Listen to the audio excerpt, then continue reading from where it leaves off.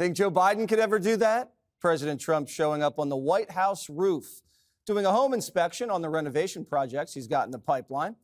47 is a living metaphor for how he towers over the Democrats, who are currently screaming how the roof's on fire. Hiding out in blue states during a gerrymander battle royale in Texas that could give the GOP 5 new seats, which 47 says he's earned. California's gerrymandered. We should have many more seats in Congress in California. It's all gerrymandered. And we have an opportunity in Texas to pick up 5 seats. We have a really good governor, and we have good people in Texas. And I won Texas. I got the highest vote in the history of Texas, as you probably know. And we are entitled to 5 more seats. Texas officials still on the hunt for the 51 derelict Dems, with Senator John Cornyn calling on the FBI to round them up. These runaway Democrats think they're Bonnie and Clyde, but the only problem? Their Tommy guns are loaded with wimpy words. This is a new Democratic Party. We're bringing a knife to a knife fight. We need to get to fair rules across the nation and not have Democrats showing up with a butter knife to a gunfight. We have shown up to a gunfight with nothing but good intentions and dull knives. Our sleeves are rolled up, and we're ready to take this fight. We are ready to fight fire with fire. But we're not running away. We're running into the fight. We're asking for help. Maybe just as they did back in the days of the Alamo. Tyrus, have you ever been in a knife fight? Well, I believe the nomenclature he was trying to say was you bring a gun to a knife fight. You don't bring a knife to a knife fight.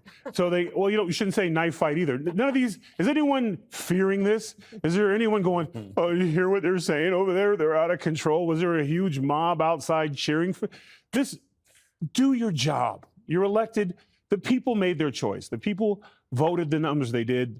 You were only losing, you had 79%, you're only going down to 74%. It's not even a big change. This is just what happens when you have no plan. You can't say this is the brand new party when it's the same deflated individuals that it's always been. It's embarrassing. And even covering it, it's like this is why kids who act weird get wedgies. This is why bullies sometimes get justified, because this behavior, we're gonna fight, but none of them look like in fighting shape. It's as embarrassing as Swalwell when he was talking about bench pressing people. I'm your Huckleberry, I'll play with you. But he doesn't want to do that. They always disappear. They just say things. But who is cheering for this? Who is going, man, I am so excited. Thank you guys for leaving your job. Any other job, you'd be fired. I was like, I don't want to come in today because Dana's picking on my legs today, so I'm not going to come in.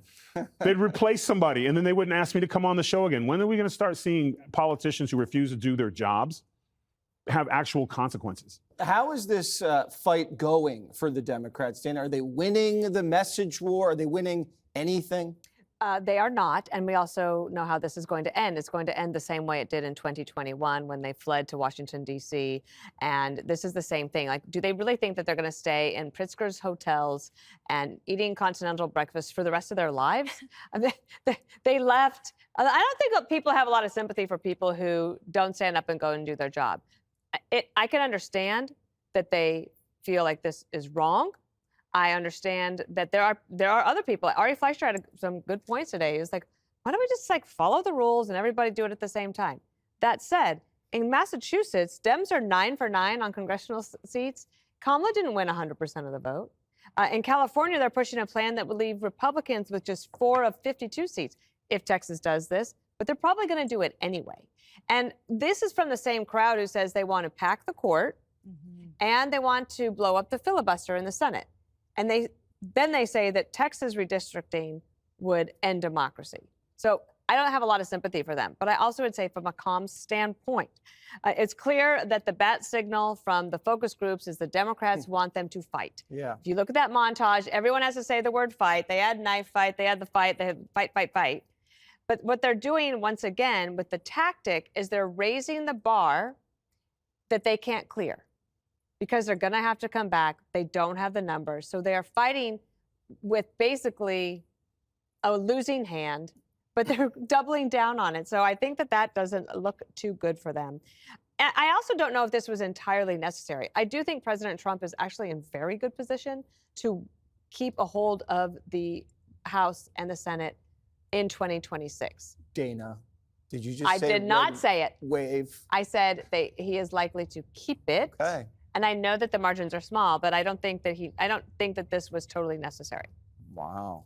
Dana kind of said red wave. That's what I heard. Harold, it's good to have you back around the table. Glad to be back. How do you think the Dems are doing when they are fighting but also running? So let me start with this. Again, thank you for saying it's good to have me back, because I'm glad to be back. What the president and what the president's encouraging the Texas legislature to do is wrong.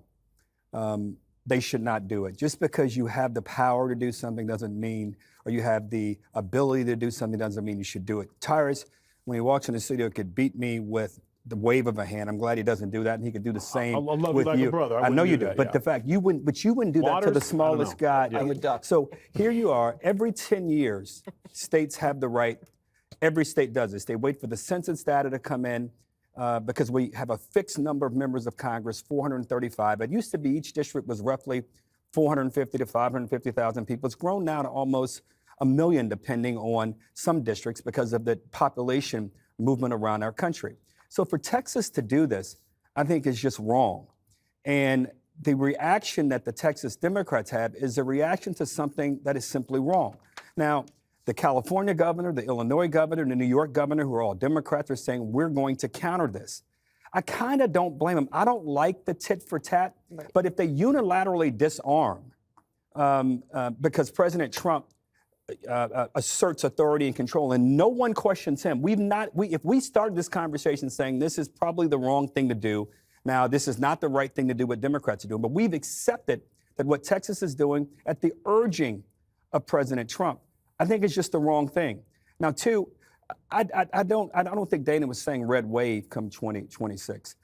What Dana is saying, though, would go against tradition, because normally the president in his first term, and this is the second term for the president, but it's kind of a midterm election, although a second term, the party in office in the White House generally does not fare well, Democrat or Republican. This is not an assault or an insult at President Trump in any way whatsoever.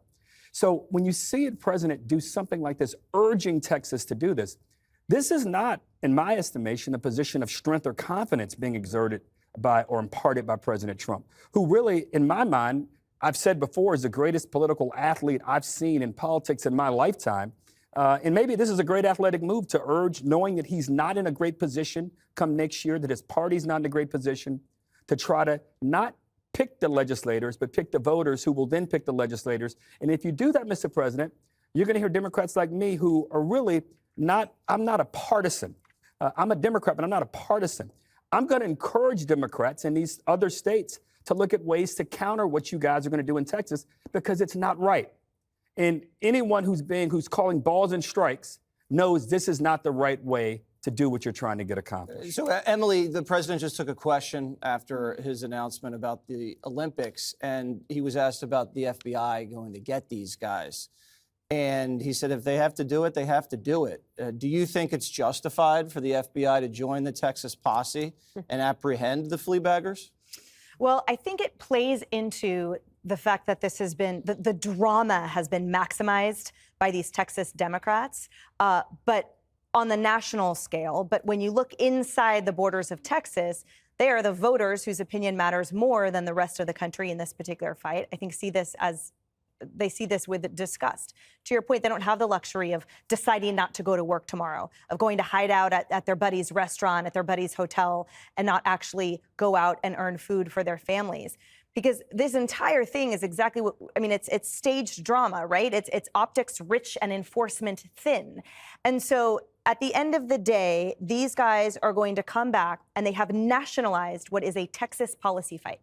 The Supreme Court has held that the courts that oversee gerrymandering are the state court levels. And what matters, yes, we're talking about national Congress, but it's a Texas policy argument. So here what we're seeing is these state partisans that have now fled to this national level, right? And they're getting applause on cable television, but where it matters, which is within the Texas borders, they're looking at this with a disgust. And I think at the end of the day, too, that we have on the GOP has on their side a very disciplined surgical approach. And when you have that rhetoric, we're going to bring a knife to a knife fight, and this is war, and this is this extraordinary tactic. Well, everyone has seen, A, you're engaging in the theater, and B, what's actually working, which will be upheld in the courts, is a very non-race-based, but a partisan-based gerrymandering that actually reflects accurately. So when Gavin Newsom threatens, I'm going to come back fire with fire and do it even worse, that won't be upheld. Race isn't upheld, but partisan gerrymandering is. So they're just shooting themselves in the foot with the gun that they're not bringing to the knife fight. It's the movie The Untouchables. That's the Sean Connery line where he tells Kevin Costner. Ironically, it's the Chicago way. Exactly. They're in Chicago and they messed up the one line that they could get right. I agree with you. Back to the big story of the day. Texas state lawmakers are set to reconvene Friday. The House, it remains frozen, failing to meet a quorum for the second day as Democrats have fled in order to block redistricting. This all started because Democrats are looking to defend current districts like this, Texas 35. That district was ruled unconstitutional, drawn with discriminatory intent until ultimately deemed allowed by the Supreme Court. With threats against their claim to power, though, Democrats are screaming all-out war. This is unconstitutional.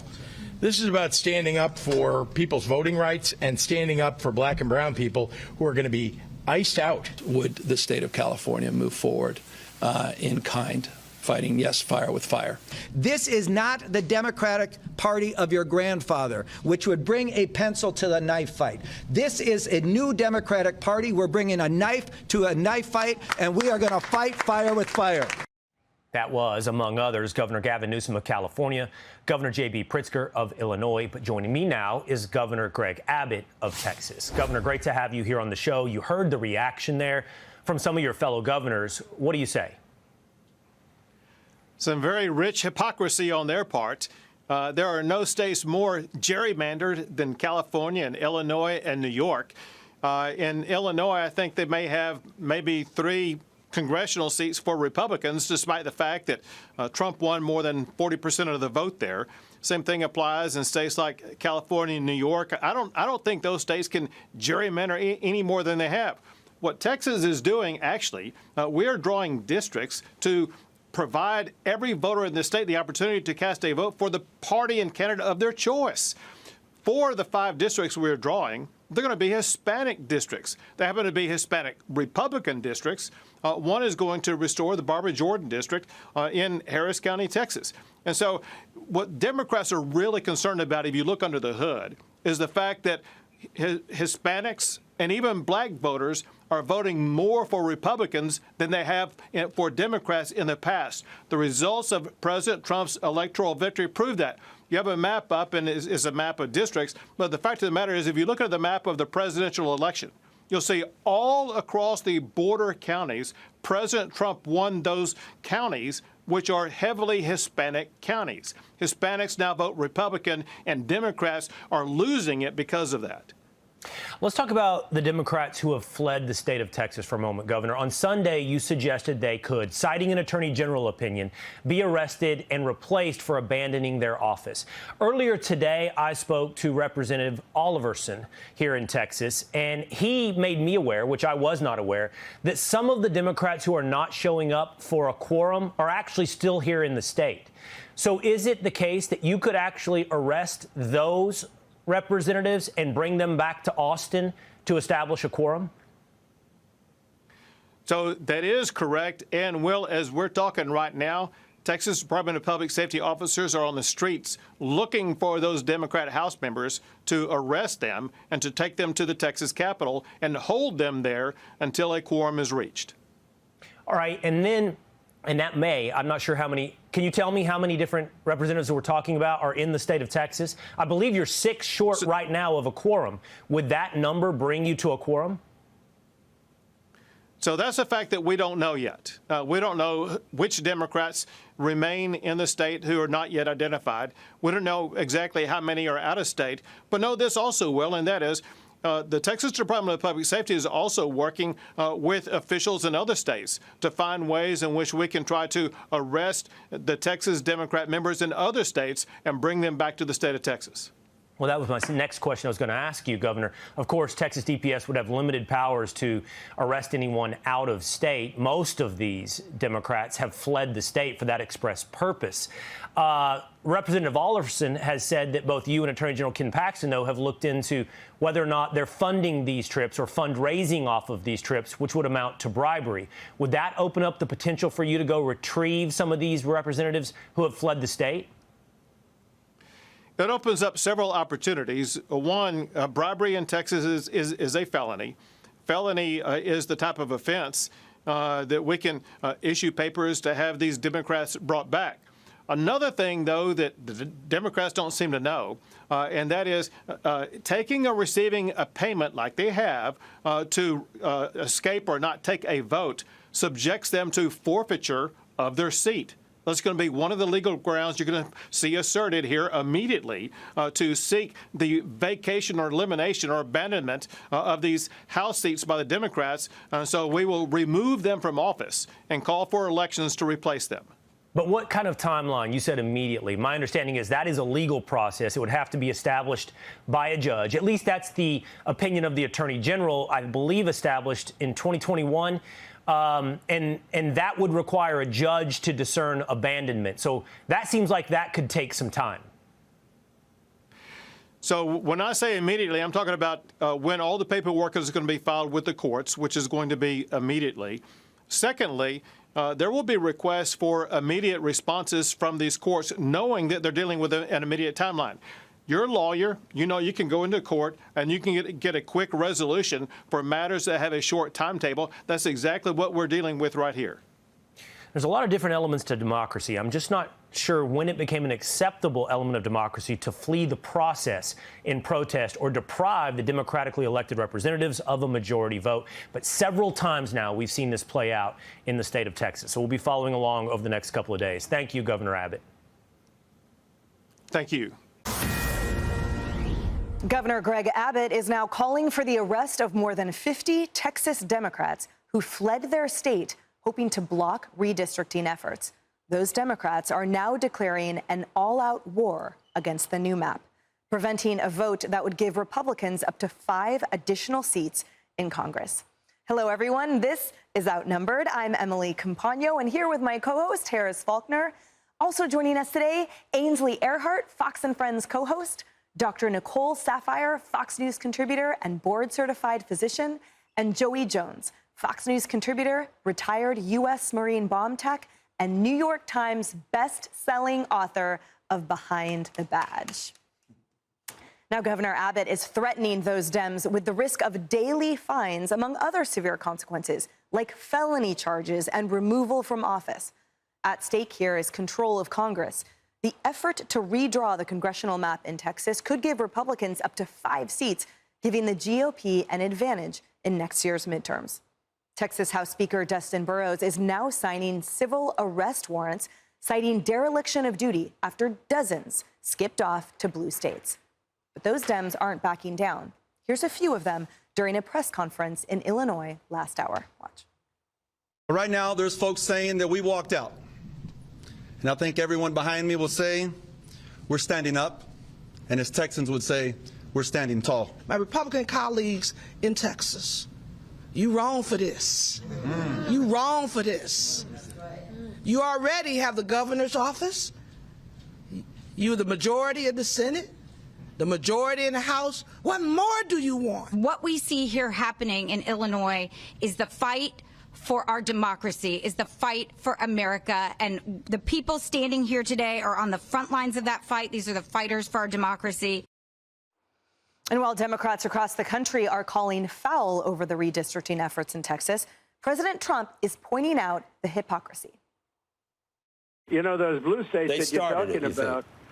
You know, somebody gave a good example. In Massachusetts, I think, 41% of the vote. It's a very, blue state. And yet it's got 100% of Congress, 100%. Did you notice they go to Illinois for safety? But that's all gerrymandered. California's gerrymandered. We should have many more seats in Congress in California. It's all gerrymandered. And we have an opportunity in Texas to pick up 5 seats. Joey, you and I chatted about this last night, and it's sort of hard to hear someone saying that there's a threat to democracy happening when they are totally abandoning their position of the constitutional duty to actually legislate representing the will of the people. Yeah, no matter what you make of this, there's no moral authority to be stood on by the Democrats here. I think there are good arguments for and against the redistricting. I think it was Ken Paxton that was just on with Harris and made a great argument I hadn't heard yet about a little bit more detail about the movement of folks within the state and why they felt like it was necessary. I think President Trump's just embracing the idea of, hey, I found a way to get 5 more seats and I'm going to take it, and I appreciate that. That's honesty. So is there an argument against that Democrats can make? Sure. But are they guilty of the same sin? Of course they are. And that's the problem here, is that I don't know that I would be issuing arrest warrants. I think I would let these Democrats kind of seal their own fate, write their own fate. I mean, you know, if I'm Greg Abbott, I guess maybe you're doing it because you actually want to get the vote in and that actually matters. But as far as the PR campaign of it, it's a lot easier to kind of just sit back and point at the Democrats and say, see who represents you. These are the people that run away from this job. Right. And Ainsley, so to that point, they tried doing this in 2021 and failed as well. One of the Texas Democrats, Ann Johnson, yesterday talked about how this was an extraordinary feat. Right? We only do this if we must. And then when pointed out, well, you did it in 2021 and it didn't work, she sort of had nothing to say, only other than, well, you can either choose to serve Texans or choose to serve President Trump. But is this the best way to serve Texas? It's really just political theater, because every state does this. Kathy Hochul, who's now saying, oh, we're going to, what was her quote? We're going to fight fire with fire. And Gavin Newsom said the same thing. Kathy Hochul just did this in this very state 2 years ago. It's called redistricting. And elections have consequences. If you don't like it, then put someone else in office. But the people who are leaders, who are in charge, mainly Republicans in the state of Texas, this is what they want. And they have every right to do this. They do it in Democratic states as well. But these are flood victims that are not getting their legislation, not getting their money. These are people who could property tax relief for the state of Texas. These are elected officials that ran away from their job, and this is what's at stake here. But they will have to come back in 2021. Remember, they went to Washington. They put the case of Miller Lite on the bus with them, and they headed for Washington. They had to come back. And they came back with COVID. They did. And the bill passed, and the governor signed it into law. So they're going to have to come back and deal with this. Right. So that's the thing. When they say, well, this is fighting fire with fire, it's not, right? When some of the valid arguments talk about voter turnout, well, the gerrymandering is sort of seizing on low voter turnout populations in part. Well, then why wouldn't the efforting be to actually foment registration and voting tendencies? Why aren't they there with their sleeves up amongst Texans instead of flitting around for TikTok? Well, it is, as Ainsley just pointed out, a lot of this is political theater. And at the end of the day, you always see redistricting happen after the U.S. Census, that data comes out. The last time that data came out was 2020. If you look at Texas and the population, since 2020, Texas has gained 1.6 million residents, 2/3 going to those large metro areas that they're talking about redistricting. Delaying the adjustments to the next census to 2031, what's happening is you're going to see underrepresentation of Texans living there right now. The way I see it, and as we heard last hour with Harris on the Faulkner Focus, essentially to redistrict, that's going to ensure the values of the communities who have shaped Texas for generations, that they are not going to be eclipsed by these transient urban population shifts. Yeah, that's exactly true. So what the Attorney General Ken Paxton was talking about specifically was the fact that the ballooning of the population has been rather transient. I mean, it isn't just a natural progression coming out of people who love Texas. They're escaping California and other blue-lit areas. And so when you get that infused, you want to make sure everybody has representation. But then he reminded us of something that you said, Joey, and that's that Illinois is one of the most gerrymandered places in the Union, in our republic, rather. I mean, that's amazing. And the fact that they would go there and Pritzker would stand up and be bold and be everybody's best friend like he does with illegal aliens because it's a sanctuary city and state. He's giving sanctuary for a different reason. If you don't like the way they are putting Texas together, you can move to Illinois. I hope he means that, because maybe some people will take him up on it. Maybe those Democrat lawmakers will just stay there. Jasmine Crockett. Yeah, Jasmine. Well, and she doesn't like the redistricting in part because if she decides she's not going to run for Senate, and she may stay a congresswoman, it puts her residents outside the actual district, Texas 30, that she represents. So that's an interesting detail, well, too. And Governor Newsom coming out and speaking out against all this, I actually find comical because in 2023, 133,000 residents moved to Texas. 94,000 of them came from California. They are fleeing Governor Newsom to Governor Abbott's state. Yeah. Right. Well, come on, feel the noise, Illinois, like my T-shirt says. With that, we bring in Republican Speaker of the Texas House of Representatives, Dustin Burrows. Representative, very good to have you with us. Thanks for joining us today. I want to play this from J.B. Pritzker and get your response to this. Let's watch. This is unconstitutional. This is about standing up for people's voting rights and standing up for black and brown people who are going to be iced out by what Donald Trump and Greg Abbott are trying to do. So what's your reaction to that? Is this an attempt to carve out black and brown voters from these districts? Absolutely not. Uncategorically, no. That is not what this is about. The Constitution of the state of Texas, which I care by and I swore an oath to, says the governor shall determine what's on the call and members of the legislature shall report to duty. We have very important things on the call, including taking care of flood victims, flood relief, property taxes, and yes, redistricting. Our Democrat colleagues should be there and should make quorum so we can debate these issues on the floor. So what do you think of Senator Cornyn's idea to, get the FBI involved in this and the suggestion that they could be charged, these individuals? Governor Abbott said this yesterday morning when I was on. He believes they could be charged for bribery. Are you going to be looking at criminal charges for these people or FBI investigations? Is that what you want? Well, so here's what I know. I know that John Cornyn has reached out to the FBI. I know the governor has reached out to the Texas Ranger on the criminal elements. I've been working with the Texas Department of Public Safety, fantastic organization, for civil arrest warrants. So if we find anybody in the state that is intentionally trying to thwart the will of the legislature, we will bring them here to the Capitol and we'll have these issues debated on the House floor. They're supposed to be debated in Texas, in Austin, on the House floor, not in Illinois and not through some sort of other media outlets. So, but if they're outside of Texas, you can't arrest them for any of these things. Is that correct? The Texas Department of Public Safety will not have police powers outside, but I know Governor Abbott, I know our senator, other ones are looking at other different things and other mechanisms. So are there grounds for bribery? The suggestion by Governor Abbott is that they accepted funds in order to leave the state and to avoid their duty as lawmakers. Is there evidence that they have accepted outside money and that would constitute a bribe? Look, I have not looked into this. We have been focused on making quorum. We're working with DPS, signing civil arrest warrants. I want to convene the legislature on Friday. We have 18 items on the special session call: property tax relief, flood relief for our flood victims, unprecedented, and redistricting. Our goal is to make quorum using all tools available so that we can debate these and pass these and do what all Texans, and in fact, I think the rest of the country is depending upon us to do.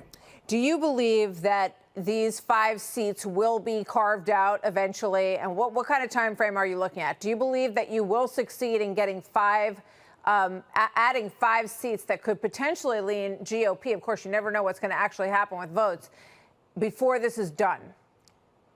I am confident we will take up the redistricting bill. I am confident it will pass, and I am confident it will do so in a timely fashion. I hope it is this week. If it's not this week, it'll be next. We are here. We will remain here. We are really close to making a quorum. We will take care of the call on the special session for all Texans. All right, Dustin Burrows, thank you very much. Obviously, the whole country is watching this. There are a lot of states out there on both sides that have been gerrymandered. Some of these districts are comical when you look at the way they're carved up. So we'll see where this goes. Thank you very much, Mr. Burrows. Good to have you with us today. Thank you. This morning, I met with the leadership of the Texas Department of Public Safety to get a full briefing on their efforts to locate and return the members who are actively trying to thwart the legislature from performing its duties. And we will try again to make quorum on Friday. If quorum is then made, we will proceed with the very important business of this state. While I will call the House to order tomorrow and Thursday in a pro forma session, I will provide written permission to be entered in today's journal for each member who is registered here today as present to leave the chamber and return Friday at 1 p.m. Mr. Guerin moves that the House stand adjourned until 9 a.m. Wednesday. Is there objection? Chair hears none. The House stands adjourned. So there you have it. The Texas House of Representatives convened briefly at the top of the hour, but they didn't have a quorum. That's the minimum number of members needed to hold the session. So they are now adjourned until Friday. That's because more than 50 Democrats fled the state. In the meantime, Democrats are now declaring an all-out war as the battle over redistricting is heating up. For more on this, we're going to bring in Kevin Kiley. He's the California congressman who's introducing a bill to ban mid-decade districting across the country. Now, his bill is aimed at California Governor Gavin Newsom, but the legislation would apply to all states that adopt new maps this year, including Texas. Congressman, great to see you. Thanks for coming on today. Of course. Thanks for having me. So just so I understand your position correctly here, you're not a fan of mid-decade redistricting.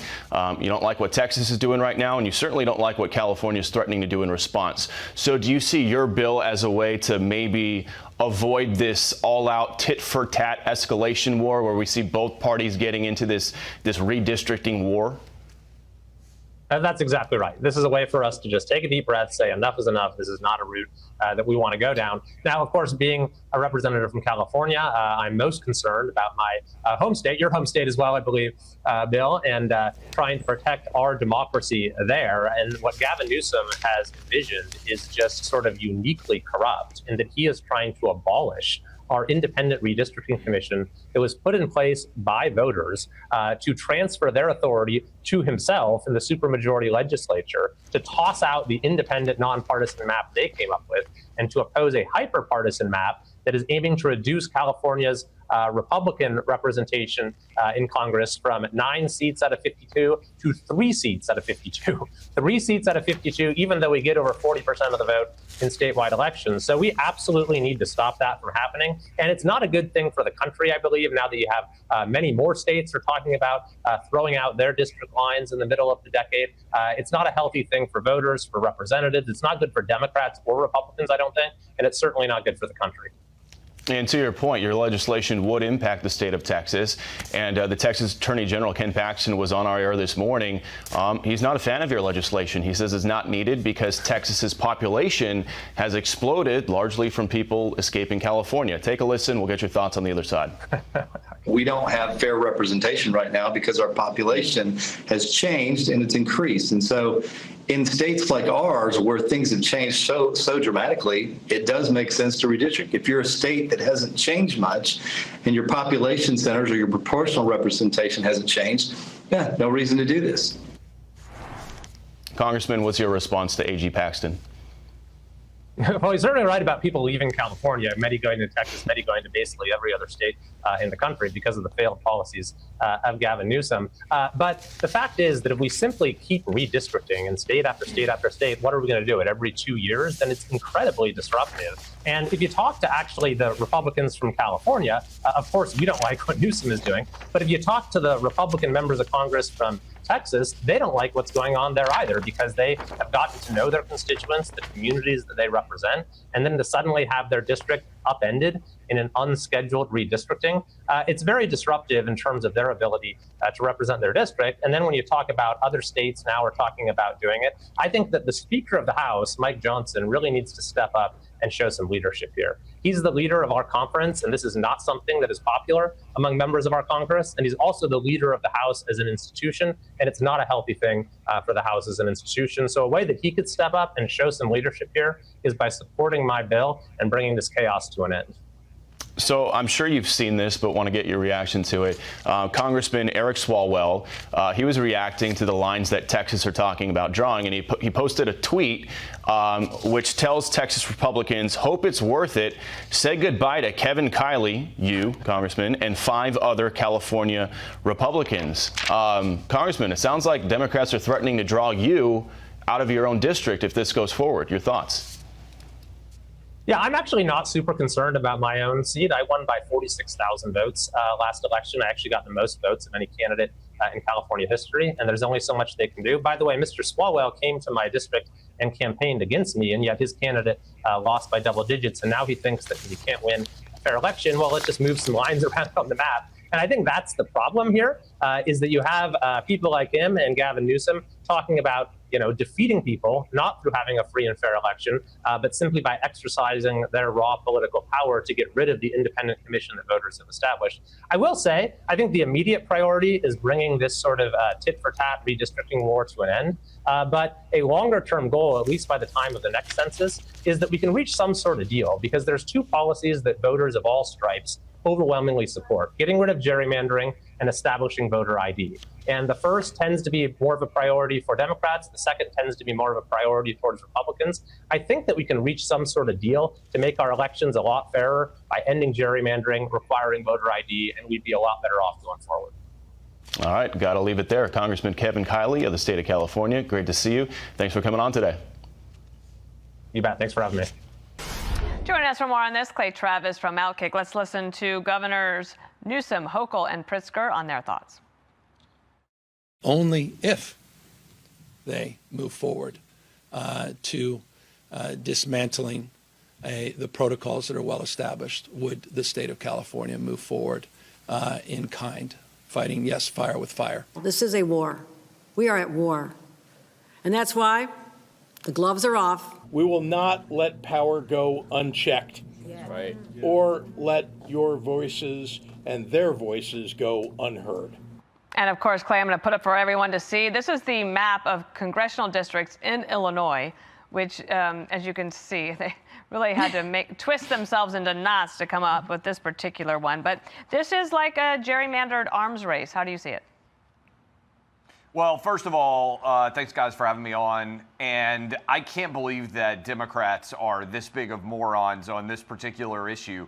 They went to Illinois, which has the most gerrymandered districts, as you just showed, anywhere in the country, to protest the fact that Texas might do a gerrymander. In Illinois right now, Donald Trump got 45% of the vote in the state of Illinois. Do you know how many Democrat congressmen there are? 14. Republican congressmen, 3. So Illinois has gerrymandered a massive advantage for themselves. 45% of the state voted Republican, yet only 3 out of the 17 congressional districts in Illinois are represented by Republicans on that map you just showed. So why in the world, of all of the places you could go to complain about gerrymander, would Democrats be this unintelligent to go to a place that is the most gerrymandered in their favor, maybe anywhere in the country? Second part, that map you showed of Texas. I think this is really important.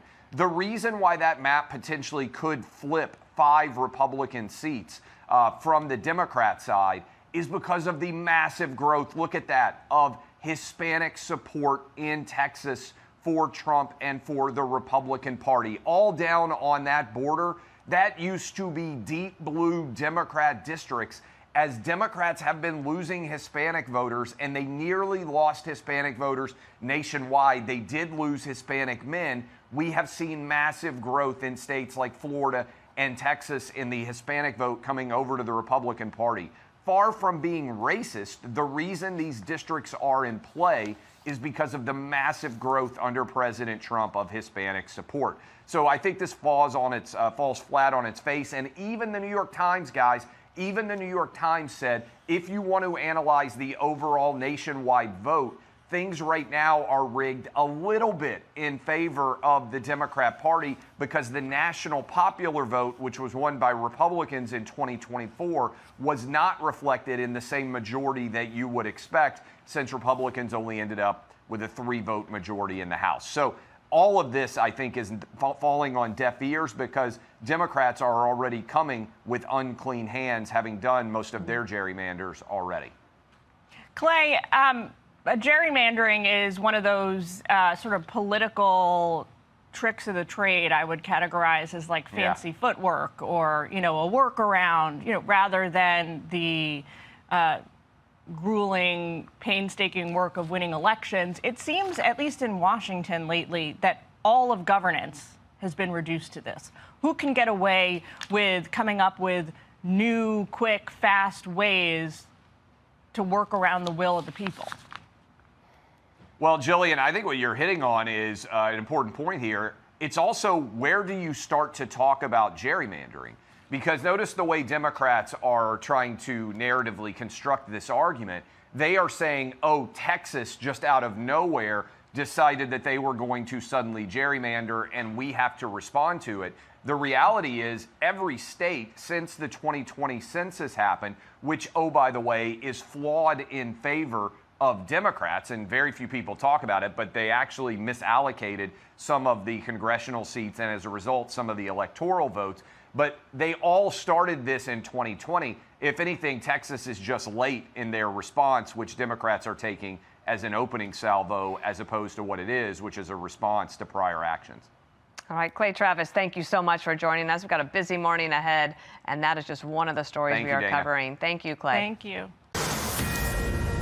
Texas Governor Greg Abbott ordering the arrest of more than 50 Democrat lawmakers who fled the state to block a vote on redrawing the state's congressional maps. Democrats have done something that's very un-Texan. They've turned their backs on their fellow Texans. When it came to a fight, they turned and ran away, not just from this redistricting fight, they ran away from dealing with the flooding issues that are still echoing across the Kerrville area. Families desperately need results from the state legislature in this 30-day special session that are not going to be delivered because Democrats are hanging out in Chicago and New York and other places. Political strategist Tiffany Marie Brannon joins us now. Tiffany Marie, good morning to you. You don't get much more heated than arrest warrants. So how do you feel about this political fight in Texas and where things go from here? Yeah, well, it's amazing what Democrats will do to avoid working. But really, where are the adults in the Democratic Party? At the end of the day, this is all about power. They do not care about the fact that they have real live American Texans who need their help. They are terrified of the fact that they're going to lose 5 seats when this redistricting happens because they will go most likely toward Republicans. And so instead of doing their job and showing up for, the offices that were there for them elected by the people, they're running away to these states like Illinois, where you have Governor Pritzker saying he's going to do everything in his power to protect them. Protect them from what? Working? Doing their job? So effectively, they have abandoned their duty. They have abandoned their role. They have abandoned what the American people elected them for. And I believe that Governor Abbott is right in laying down the law and trying to really, show the world and the rest of Texas that this will not abide. Well, unsurprisingly, California Governor Gavin Newsom vowing to fight back at Texas's redistricting plan. Listen. They've triggered this response, and we're not going to roll over. And we're going to fight fire with fire. Whatever they are doing will be neutered here in the state of California. And they will pay that price. I mean, you literally hear him there threatening gerrymandering in response. But Tiffany, isn't Texas just responding in part to California's gerrymandering over the course of decades, not to mention the gerrymandering in states like Illinois, literally the state where these Texas Democrats fled to? Absolutely. I mean, we've been seeing this for years from the Democratic Party. And, you see what's going on in terms of the fact that, Gavin Newsom's terrified that Trump is going to remove illegals from his census count, which means he would also lose 5 congressional seats. So really, you see this play by Democrats that they don't like the taste of their own medicine. We're talking about the same people who had absolutely no problem considering court packing the Supreme Court with like 13 justices, or appointing all these judicial activists, or making D.C. a state so they could get 2 more Senate seats. They don't like playing fair, and they have no integrity or accountability when they get a little, dose of their own. They just got to push back a little bit here. Illegals aren't necessarily counted in the federal voting calculation, but we'll see. Census. Ultimately, the census, their goal, obviously, to your point, is to get those individuals here so that at some point when they become citizens, they vote. Okay, so Tiffany Marie, several House Democrats, including members of the squad, were in Mexico City over the weekend. Ilhan Omar, Rashida Tlaib, Ayanna Pressley were all there. Summer Lee as well. Illinois Congresswoman Delia Ramirez was also there. And at this conference in Mexico, she said, "I'm a proud Guatemalan before I am an American." The White House responded to these comments, saying these Democrats' comments are despicable and underscore their commitment to putting Americans last. What do you think about that comment from the American Congresswoman saying she is more proud to be Guatemalan? I think it's a perfect example of why DACA and birthright citizenship has become such an issue. We have people coming here to America who are not integrating. They might even be born here, but they would rather champion their home countries and, like Charlie Kirk just posted yesterday, import the third world and you will become the third world. And Ramirez has actually completely admitted openly and proudly that her own husband is illegally in the United States. And the question we should be asking are, why are people who are knowingly and openly and proudly breaking the law holding office? And why are they being so promoted and championed by sitting members of Congress? It's okay to be proud of one's heritage. Like, I'm pretty proud of my Italian heritage. Carly, I know you're proud of your Puerto Rican and other aspects of your heritage, but we're Americans. We're Americans first and foremost, and that's who we fight for on a day in to day out basis. You think a congresswoman would understand that? That's the truth there. Tiffany Marie Brannon, thank you for joining us. I won Texas. I got the highest vote in the history of Texas, as you probably know, and we are entitled to 5 more seats. I don't know.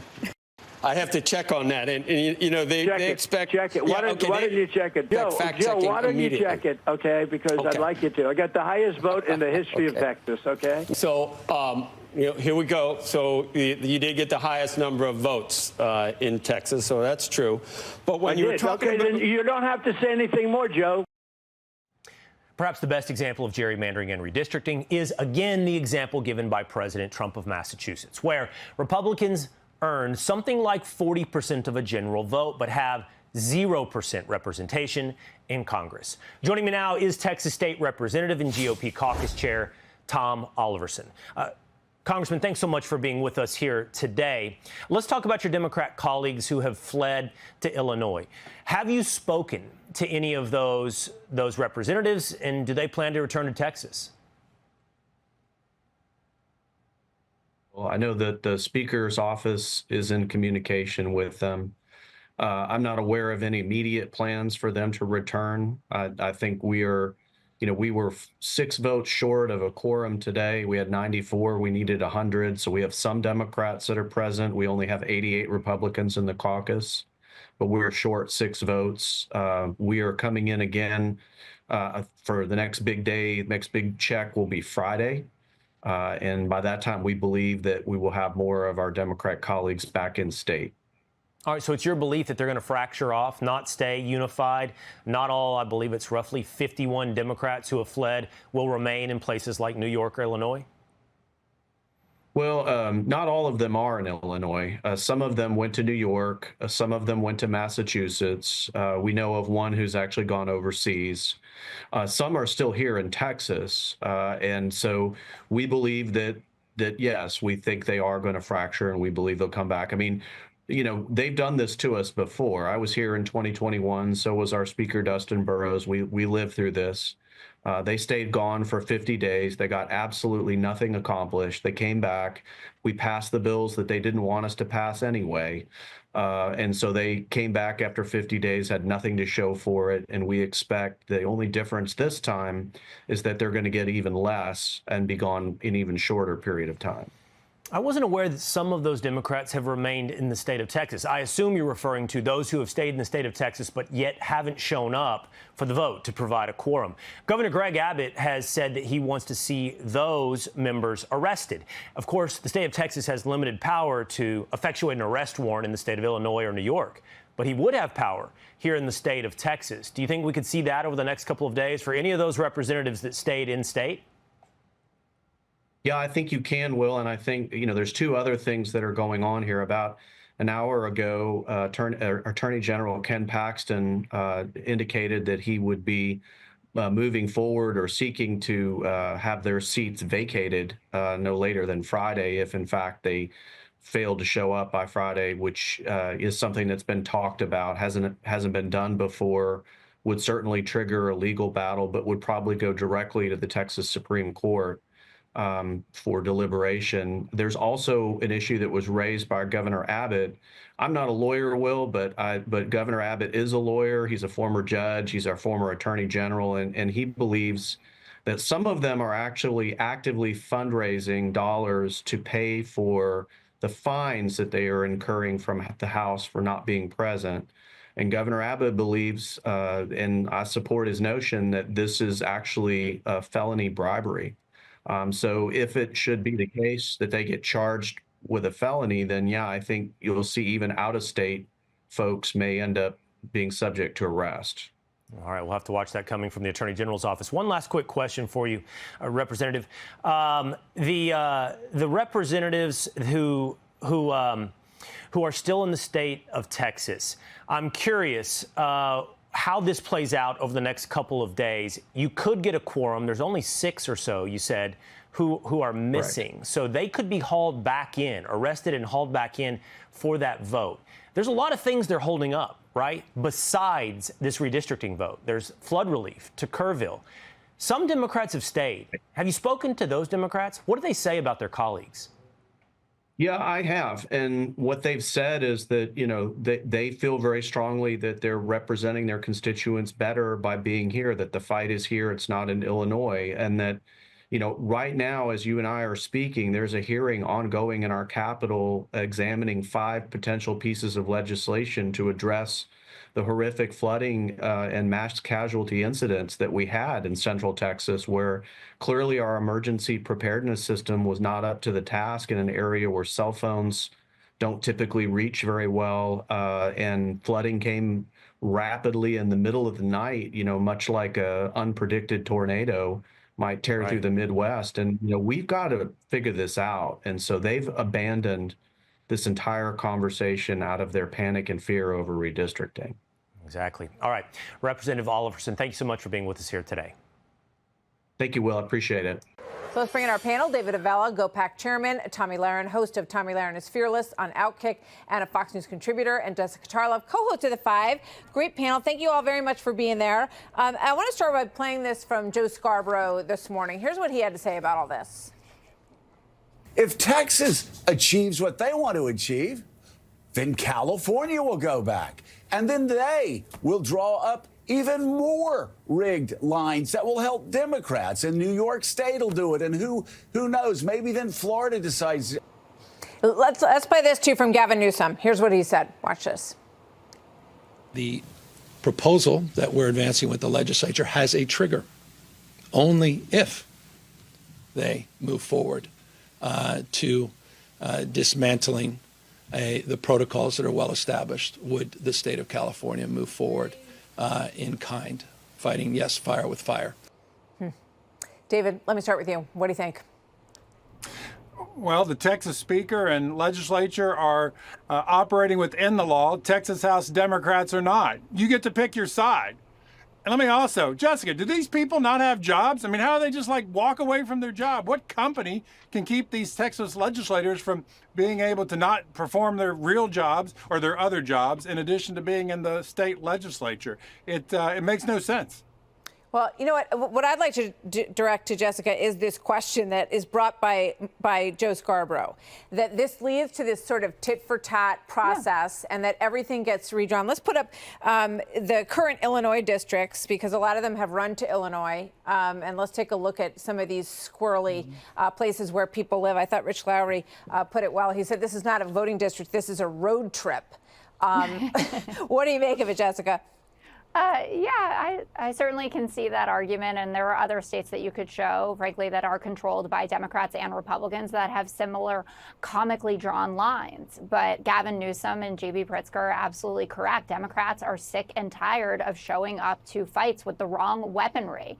We've been pushed around by Mitch McConnell and the Republicans for far too long, and of course we're going to take the opportunity when we see it to redistrict in a way that is favorable to us. We would be stupid not to. But it doesn't change the facts on the ground. There was a bill in 2021 that all the Democrats supported that would have had a national ban on redistricting in this way, and all the Republicans opposed it.